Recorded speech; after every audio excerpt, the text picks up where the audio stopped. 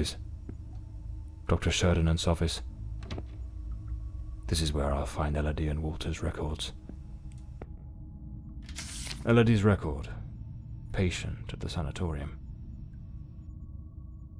Okay, registered admission and discharge. Patient name, Elodie Fortsted. 1922 patient. Reason for admission: Miss Elodie Forsythe was admitted to this asylum under the directive of her mother, Lady Margaret Forsythe, noticeable benefactress of this institution. The patient exhibits a persistently low mood, tendency towards social withdrawal, and recurrently negative thoughts. Lady Forsythe expressed concern over the risk of the patient engaging in self-harming behavior. Preliminary observations: during the initial evaluation, the patient displayed a withdrawal posture, displayed responses and consistent avoidance of eye contact. She reported feeling trapped in a constant state of oppressive and described a persistent sense of unease. Though she refrained from providing further detail, her condition necessitates close observation and a progressive therapeutic approach to monitor and assess any changes. Hereby, the admission of Miss Forsythe to our institution is formally recorded. A detailed follow-up of her progress shall be maintained. Dr. Mulder, Westland, whatever.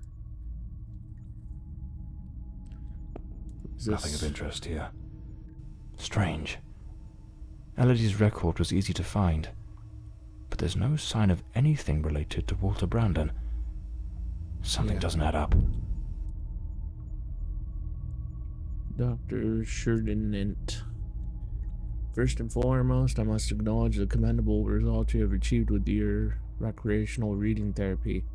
It is evident that the escapism the avenues offered by literary fiction have contributed significantly to elevating the anxiety of our patients. However, I regret to inform you that one of your patients, Miss Elodie Forsythe, will no longer participate in your reading sessions.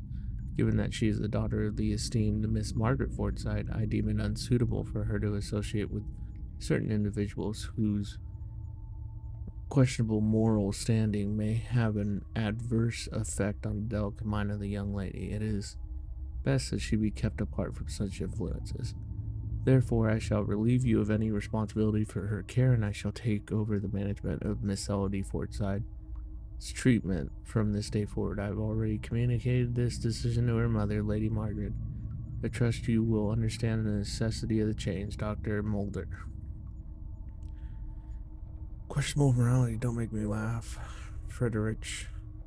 What truly eats away at you is the fear that those bad influences might actually be too good for her. What is it you truly aspire to? A seat among the nobility? Perhaps you're a pathetic hypocrite consumed by your own ego.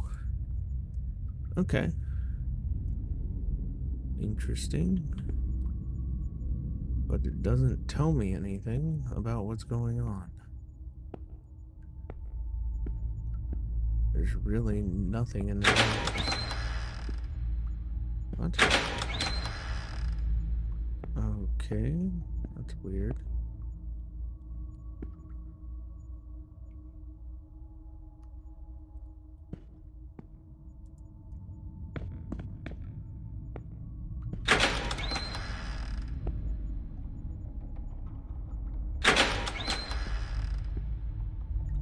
Am I like stuck in here now?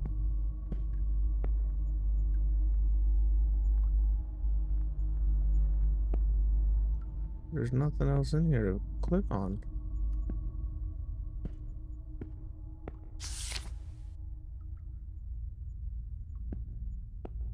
Wait. Oh. No, it can't be. Man. There he is, in the photo. Dr. Sheridan in the center, and right next to him, it's him. The man with the knife. That wild mane, that unkempt beard, it's unmistakable. But what's he doing here? And he's holding a book. What was that noise? It sounds like something just came crashing down.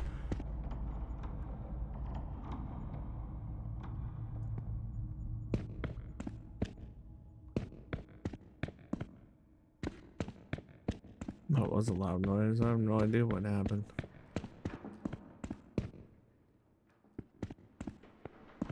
What is going on?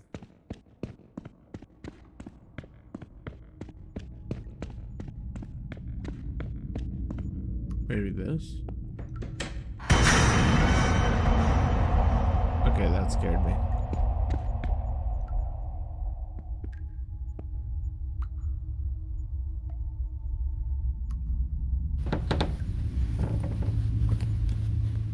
Are you gonna climb up there? That's a bad idea.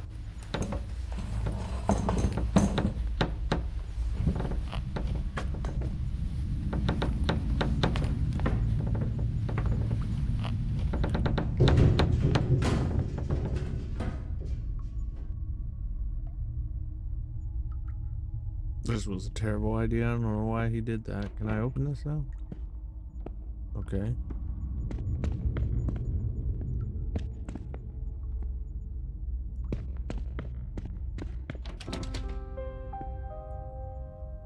Who are you? What do you want?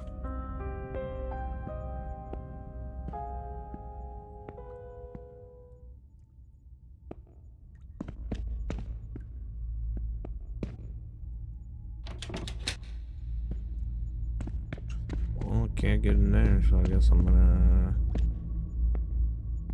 Wait, what's in here?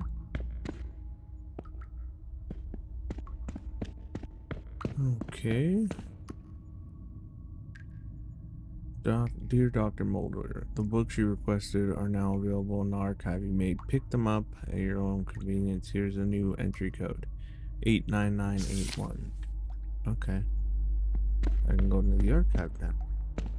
89981. Cool.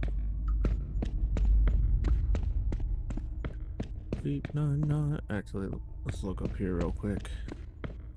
Nope. 89981. Nope.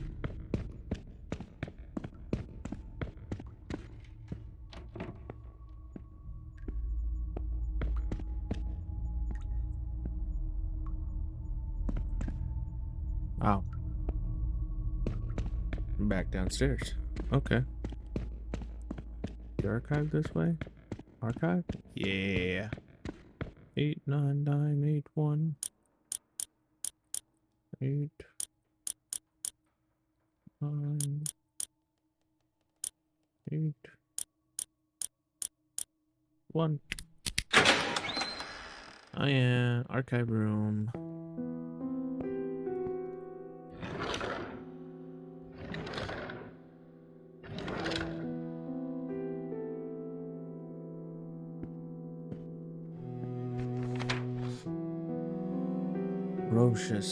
Rorschach test. For the psychological test using Rorschach ink block test, we will use the following code to name the plates. That way the patient will not be able to obtain information about their evaluation unless their therapist seems appropriate. Plate 1, 2. Okay. That doesn't really tell me anything. Oh. Today's code to open the key box, the moth.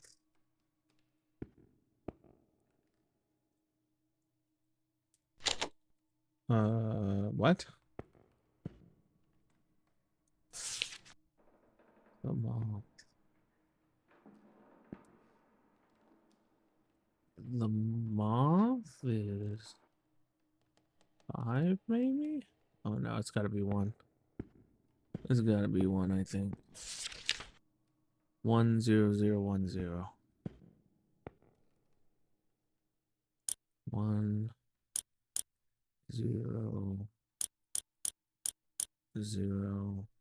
1 0. No? Could have sworn that was it. Hold on. 10010. So yeah, it's not that one then. That looked like a moth. Could be 5, I guess. What's 5? 501010. 01 0.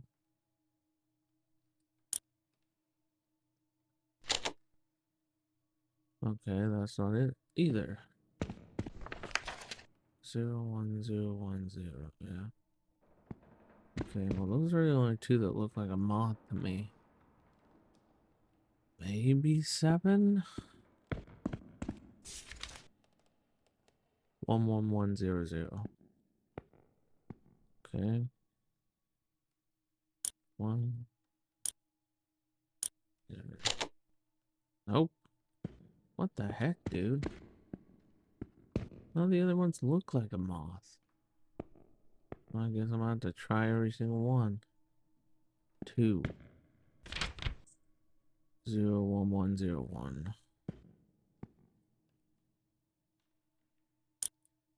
101. Nope. 3 11001 1. Oh. 3 4, I guess. 00100. Yeah. Okay. Okie dokie.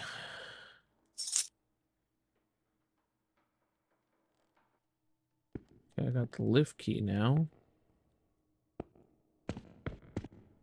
That's cool and everything, but I still think there's other stuff that I need. Oh, A bloody handprint. Someone injured must have leaned against this wall. I didn't see that before. Impossible. Locked as well.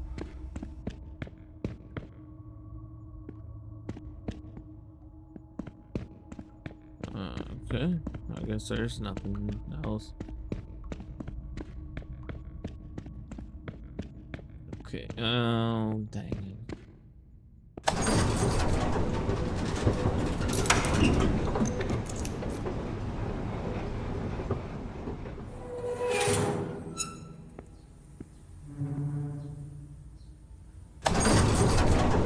Negative one, I guess.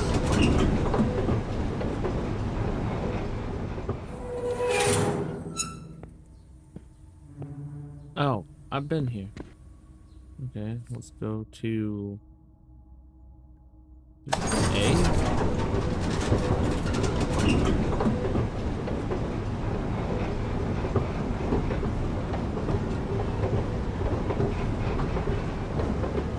I don't know where I'm going.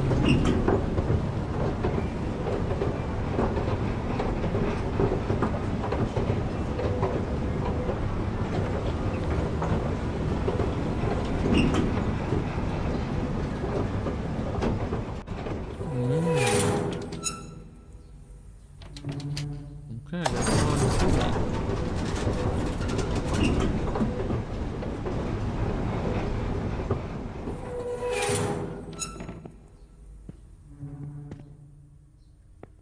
Haven't I been here? No. Never mind. Maybe?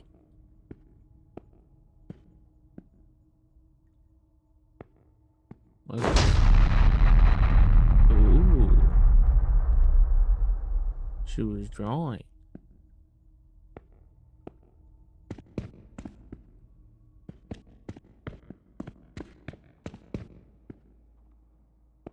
Dr. Mulder. Nope. The library. The Adventures of Walter Brandon, the intrepid captain of the Stella Maris, Oh. braving the treacherous South Seas. What in the devil does this mean? It means that he wasn't who he says he is. When Captain Walter Brandon and his sloop is caught in the midst of a violent storm, it seems his fate is sealed. But by some miracle, he manages to survive, clinging to a splintered spar from his wrecked vessel. After enduring a long ordeal at sea, he washes ashore on a distant island where he will live for many months and encounter no end of wild adventures. Okay, there was a thing in there. How do I open it? Okay, I guess I'm not supposed to open it, even though there's a card in there.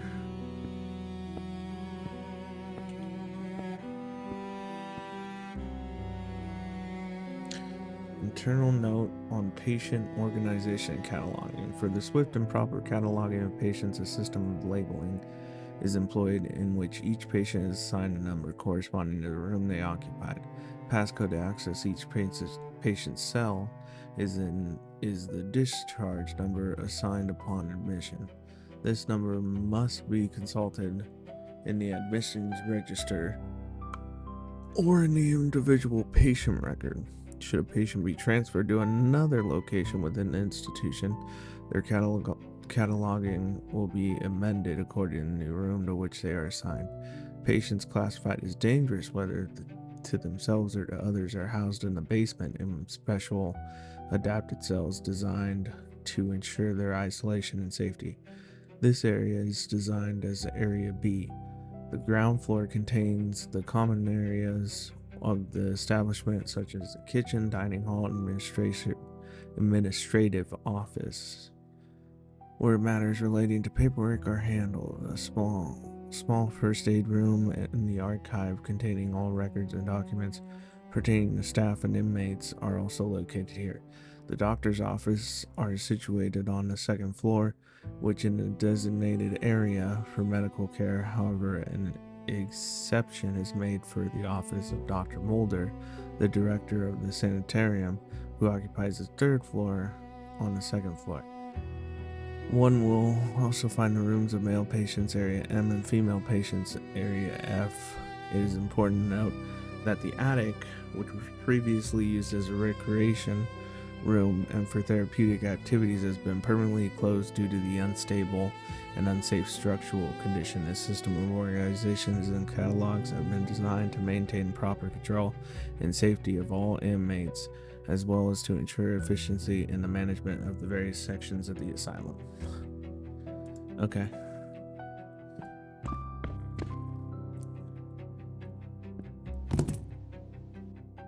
The myth of psychology. In the shadows of the forgotten myths lies the story of Psyche, the soul herself, driven by longing to reunite with her lost love, Cupid, also known as Eros, god of love, desire, and insatiable or irresistible attraction. Her path leads downward into the depths of the underworld. There she must retrieve a golden box said to contain a trace of Persephone's beauty. Persephone, goddess of spring and fertility, and yet also the somber queen of the dead. By Psyche, but Psyche is warned, do not open the box. Still, hope is a dangerous thing. Perhaps she believed that a touch of divine beauty would make her worthy again of Cupid's eyes. Perhaps it was simply curiosity. That old companion of tragedy. She opens the box, and there is no beauty inside, only darkness. A deathly sleep seeps out, wrapping her in silence. Her body falls still, suspended between life and death. And so she enters the hidden kingdom in the realm of madness. Okay, sure. Sure. Marine, finally, patient 1365 has returned the book. Every time they borrow it, it takes a month to bring it back. When it's not him, it's the girl. I can't even imagine how many times they've read it. But there are other patients who have also requested it. But I've made the decision to take it off and the shelf and place it under the custody of the one who opened the golden box. If anyone asks for it, it will be there. Okay, what book? This box? No. What does that mean?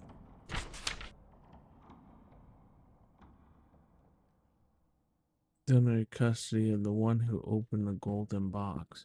Well, it just said the one who. It was psychology, so maybe it's in like a psychology department or something. Let's go down this way. Yeah, I don't have his key thing.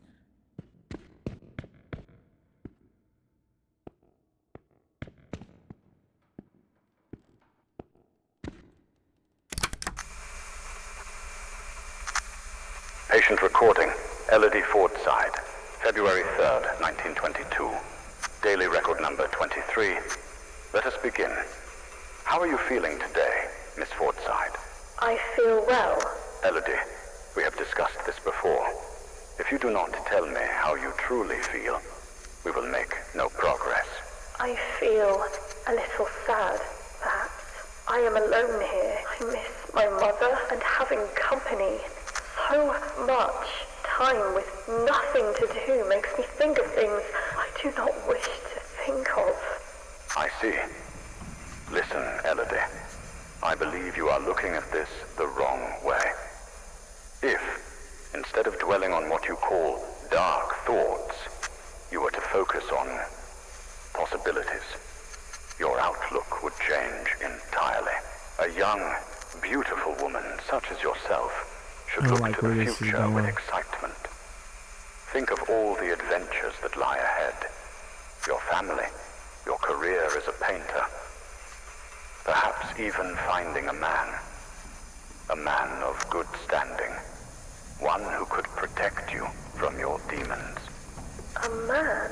Tell me, Elodie, is there no man who stirs your heart? What in God's name do you think you're doing? Miss Fordside, you may go. We shall continue later. Very well. Have you lost your mind? Where is your professionalism? Do not presume to judge my methods with your oh-so-righteous reading therapy. Methods? The entire hospital is whispering about you. She is a patient, Dr. Mulder, and she is mentally unwell. Listen, Ferdinand. Stay out of my affairs, and I shall stay out of yours. Or have you forgotten which one of us is the director of this institution? Do as you please, but if I ever witness such a scene again, I will not remain silent. Okay. So we came on here. Okie dokie, okie dokie. Yeah, I don't like that at all.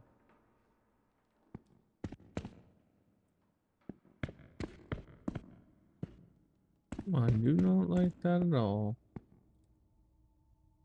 I don't know what the code is.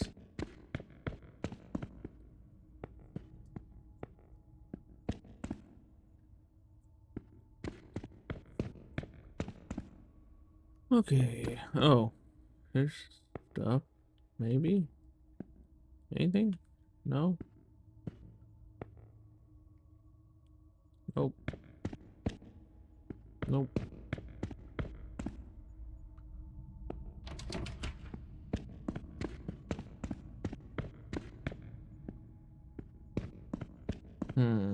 What am I missing? What am I missing?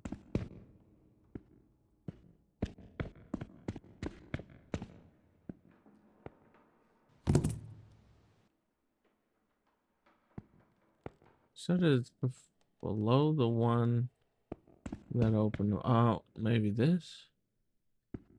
Okay, hold on. The Adventures of Walter Brandon, the intrepid captain of the Stella Maris, braving the treacherous South Seas.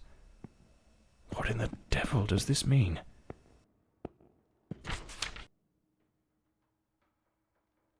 Let's take it off the shelf and place it under the custody of the one who opened the golden box. If anyone asks for it, it will be there. Well, this is who opened it. Psychology. So I need to find the psychology department. I have no idea where the psychology department is. Oh wait, can I open that? Oh.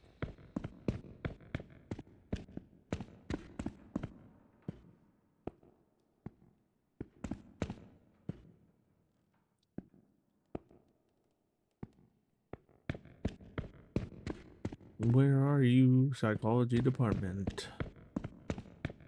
I guess I'm gonna go back downstairs. I have no idea where it is.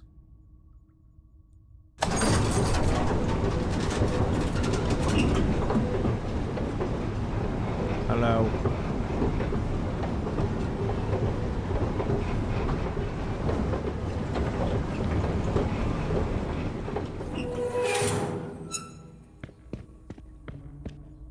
First aid. I call West Wing. was... Oh, yeah.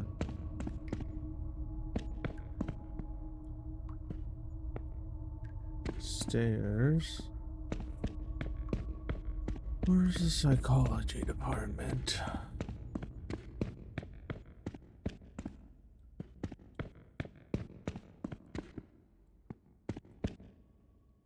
This isn't it. That. Nope.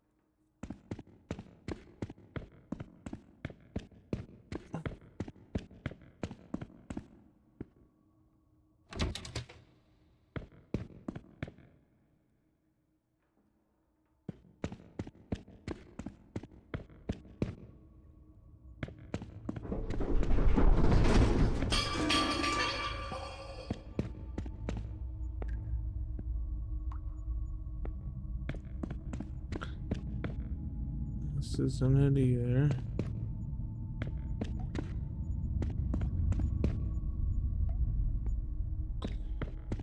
Okay, well, we'll go up to the next floor, I guess.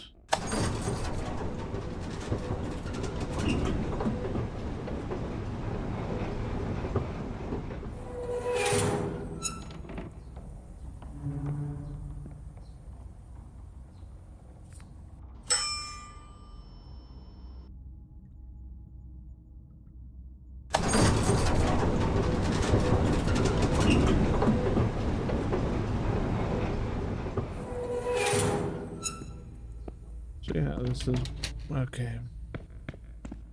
So I'm missing something then. Something's here. I'm not seeing.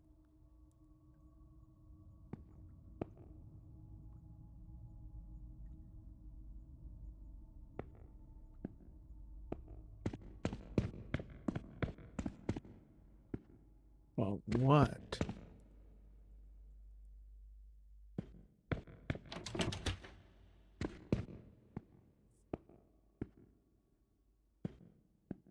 Science, psychology, yeah. The Adventures of Walter Brandon, the intrepid captain of the Stella Maris, braving the treacherous South Seas. What in the devil does this mean?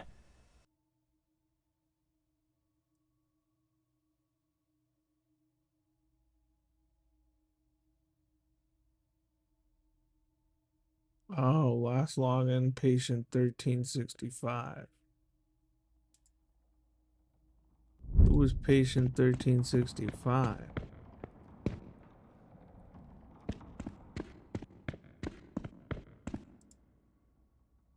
Oh, that's too many.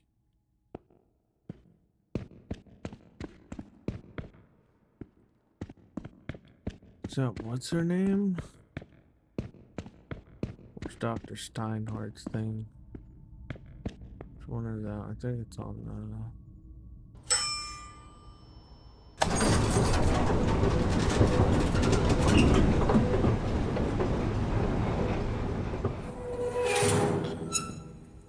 Right. Let's see if we can go find his office. Nope.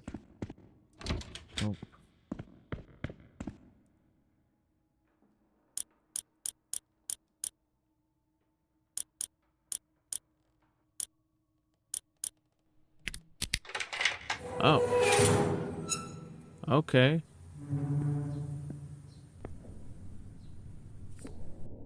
Brian. Okay. This must be the key to the attic. Dear Walter, there's something about you that I cannot ignore. Quiet strength, a resolve that feels unshakable. The thought of all you've endured filled me with a kind of admiration I can scarcely put into words. You were unlike any I've ever met, and yet I wonder if you sense it too. Those stolen glances, the way time seems to pause when our eyes meet. Perhaps it's nothing, or perhaps it's everything. I'm not sure if you're aware, but the night watchman rarely checks the attic on weekends. Some evenings during those quiet moments before we are all sent to bed, I like to slip away and wander up there. There's a peculiar stillness in the place, a kind of peace I find nowhere else. Tonight, at 7 sharp, I think I might take one of those little walks. Perhaps I'll find the calm even sweeter. Okay. That hospital screen is positioned like the sail of a ship. A ship's old helm, tied to the bed, as if it were the quarterdeck of a vessel. Stella Maris. That was the name of the ship captained by Walter Brandon. This room is the room of a madman. The entire space is arranged as if it were the deck of a ship. Did that man truly come to believe he was a character in an adventure book? Yes.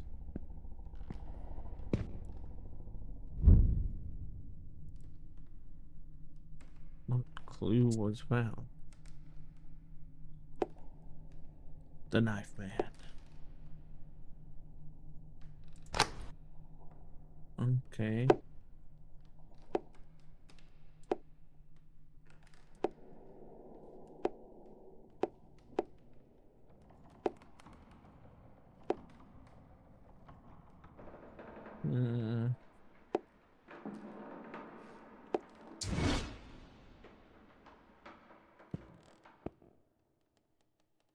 Okay, but what are the other patients? That's the thing.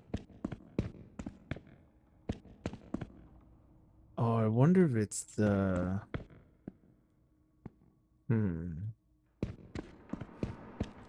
No, that was only that puzzle. There's no way. Okay, because I still don't know Dr. Strawford's, but I guess I'm going up to the attic. Because I have no idea what else to find here.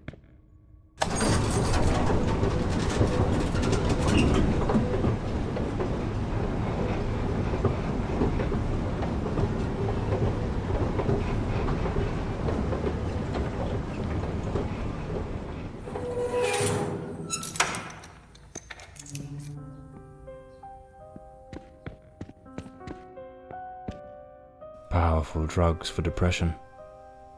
Anxiolytics. The girl improved, but it seems the doctors were baffled by her mind. Looks like Elodie found herself a little hideaway to keep practicing her dark craft. Elodie found painting, and with it, a way to spill the shadows that crawled through her mind. Okay.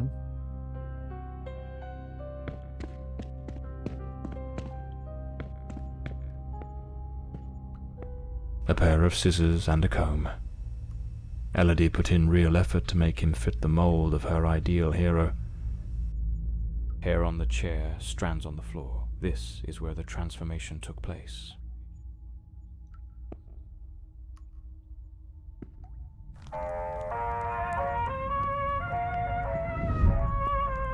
She remade patient 1365 in the image of her most secret longings.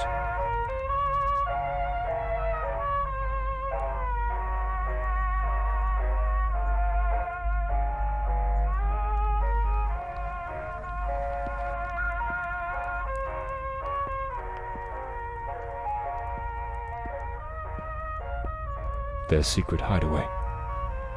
Like two reckless teenagers, they started a romance, hidden from the prying eyes of doctors and nurses. An alarm clock. Most likely they used it to Most slip back likely, to... they used it to okay. slip back to the second floor before anyone noticed they were gone. Yet, for a while, they managed to keep their affair in the shadows, far from the eyes of doctors and nurses.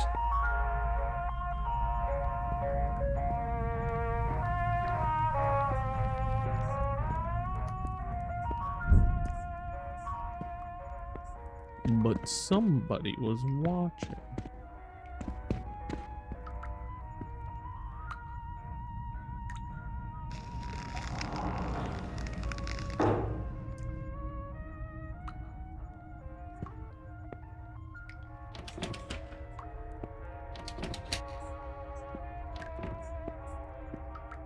The room has been decorated to resemble some sort of island in the South Seas. Of course, I should have guessed. She pulled him into her world. Elodie created Walter Brandon. A draft letter, scratched out and full of corrections. My dearest Walter, do not worry, everything is in place. No one will be easy, but it is crucial that you take the first step. Once they grant you your discharge, everything will change. I will be ready to follow you the moment you are out in a safe place, far from here. When you speak with the doctors, I want you to repeat these words I told you with conviction, as though they are the only thing that matters. The shadow is gone. It has vanished. You are not fully yourself. You are now fully yourself once more. Tell them you regret everything that happened, that you cannot understand how you acted in such a way. Speak of how you found peace in reading, how you now wish to live more serenely with purpose. Make them see the shadow no longer exists, that the darkness has completely faded. They must believe you are free. I know this is not entirely true, but I'm certain that with effort you can control the shadow. You must do it for us, for what lies ahead. They do not see you as you are. They only see you as a mere piece in their game. We shall show them that they have no control over our fate. Once you are free, I shall request my discharge as well.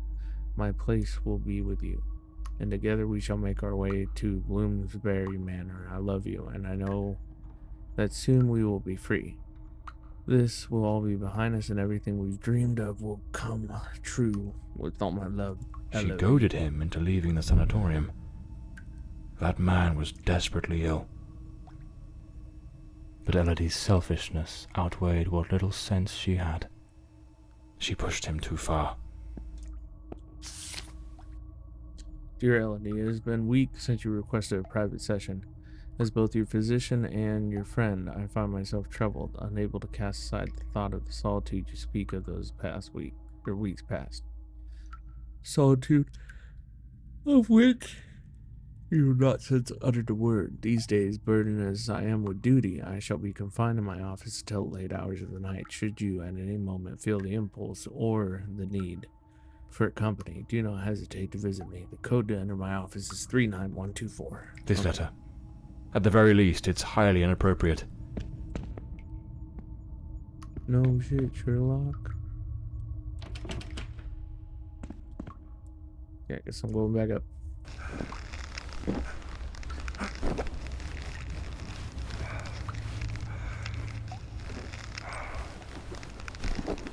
Somebody just cuts the line right now.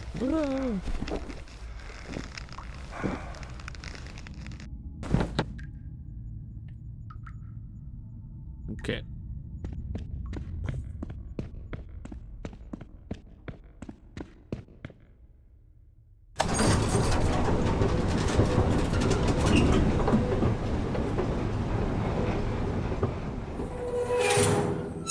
Oh shoot, what was the number again?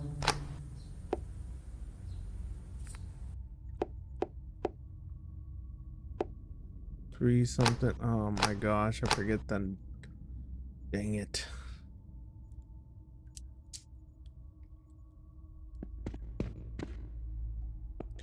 What was the number? Shoot.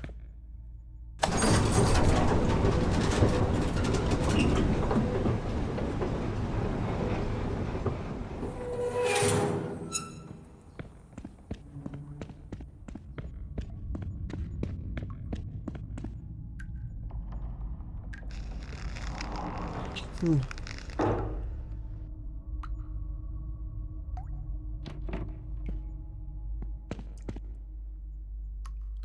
Three 39124. 39124. Okay.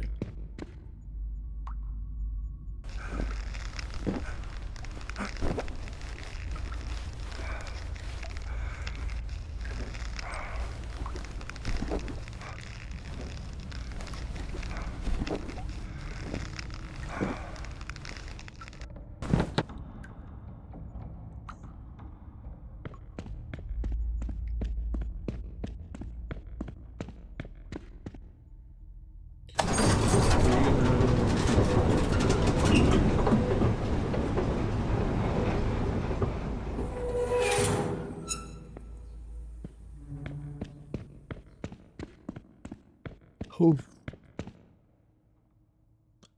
391.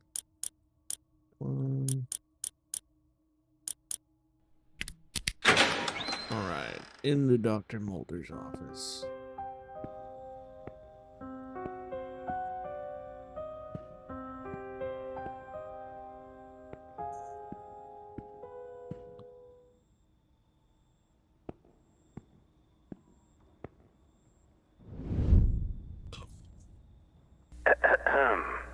Patient number 1365 returns after an absence of 4 months.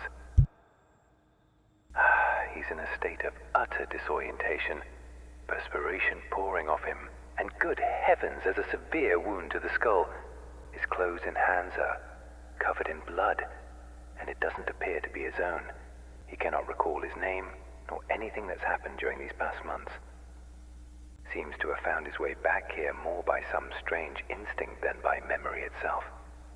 The personality once known as Walter has vanished entirely, as has the entity we refer to as the Shadow, though given his nature, I cannot say with certainty it isn't still lurking beneath the surface.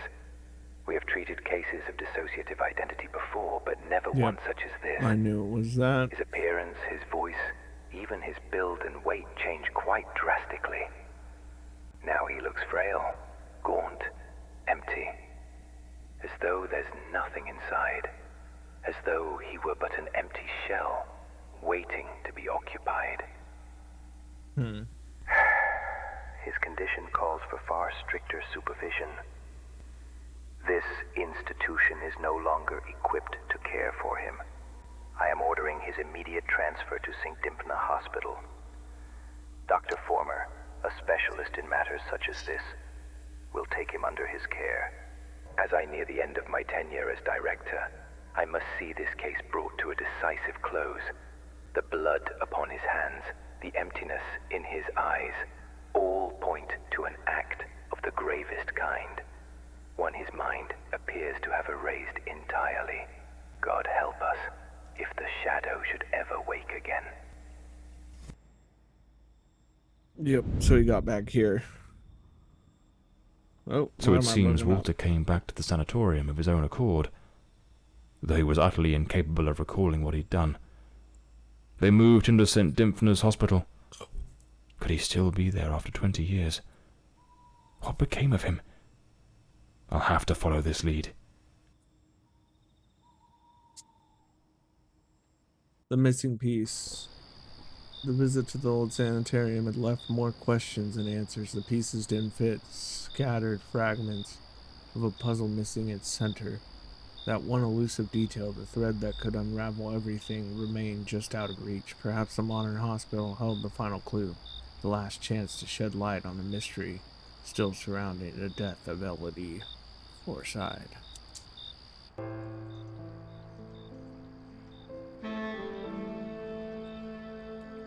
That man returned to the new sanatorium, remembering practically nothing.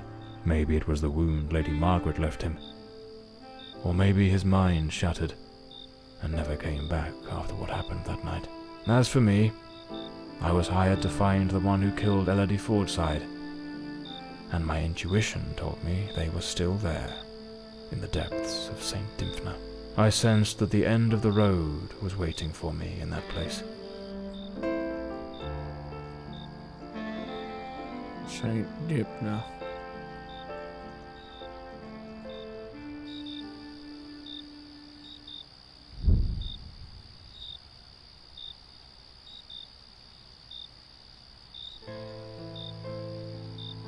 Oh, am I there?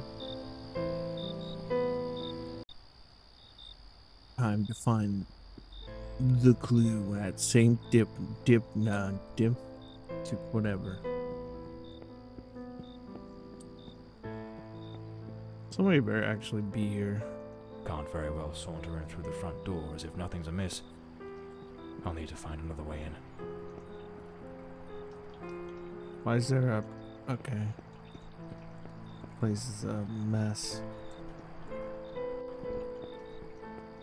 To find another way in, which way?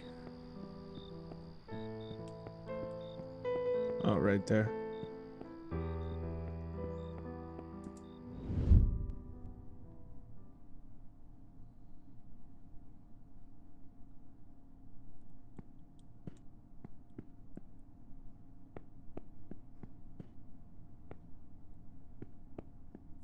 What is this?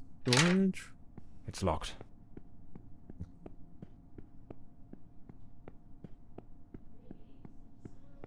It's like nobody here.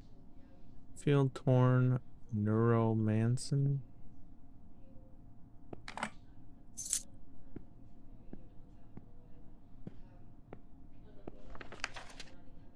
No, I stored the copy of the dispensary keys you requested in the storage room file cabinet. Okay.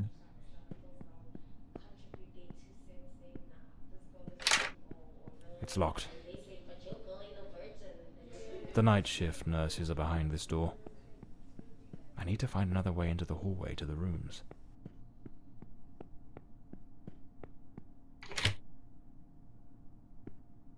Alright. Where's that key? Right here.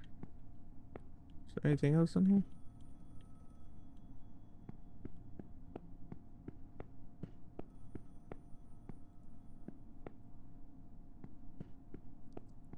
There.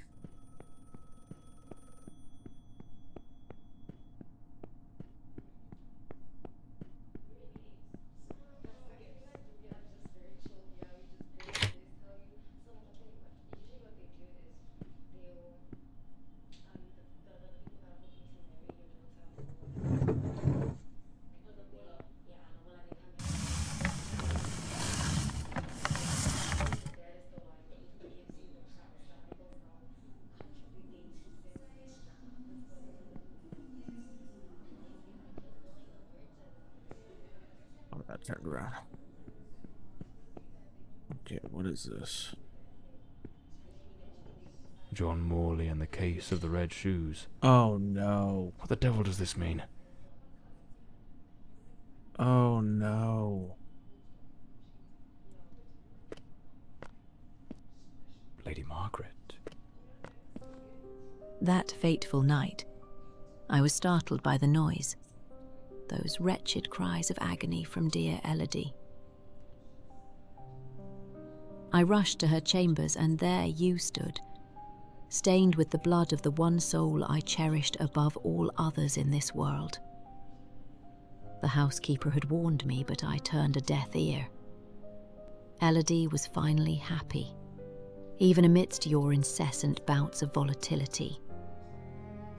Yet, with the passage of time, your demeanor darkened. More and more frequently, that sinister presence lurking within you began to surface, each appearance more violent than the last. Elodie no longer gazed upon you with the starry-eyed affection of a smitten young woman. The atmosphere in this house grew suffocating, fraught with an unbearable tension. That very afternoon I spoke with her.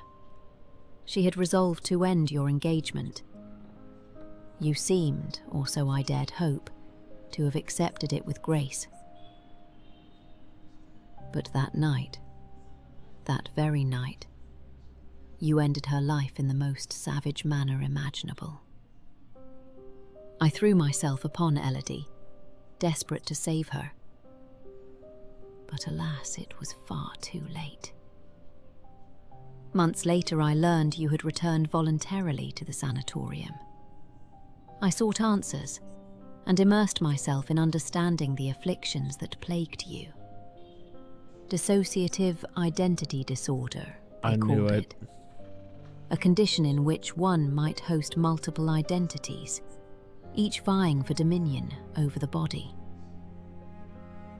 But the man confined in that bleak institution was not the shadow, not the fiend who had stolen my daughter.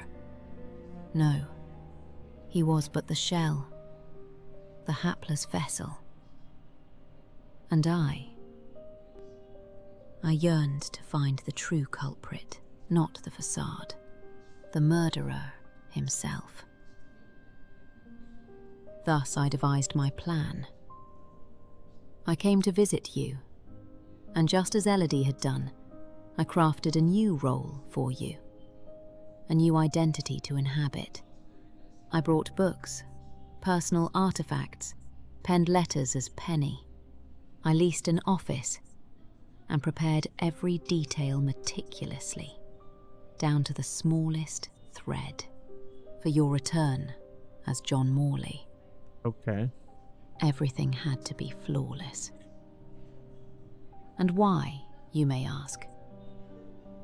To make you remember, to awaken the shadow, to summon forth the murderer from the abyss of your fractured mind. John Morley is a good man. Walter Brandon was a spirited young sailor brimming with love for Elodie. But the shadow was a merciless, unrepentant killer. I wanted to destroy the murderer who had stolen my daughter. But I could never bring myself to harm an innocent man. My obsession, my singular purpose, was to awaken the shadow.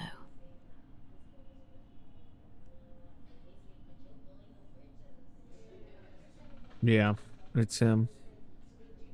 That's crazy.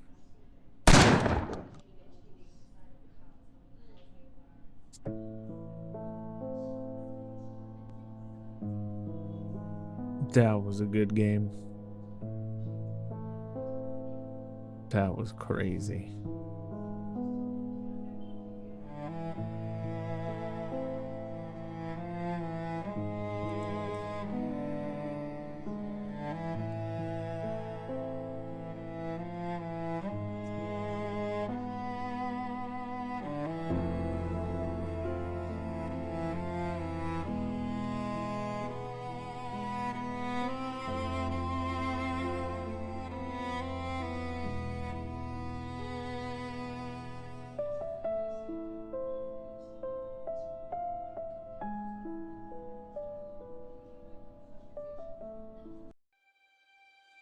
That was crazy. Okay.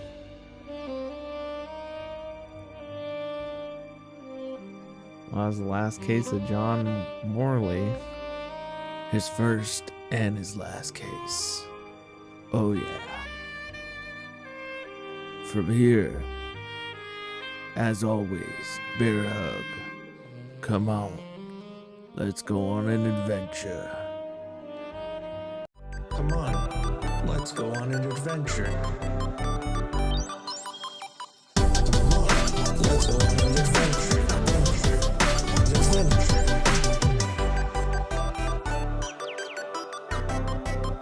Let's go on an adventure.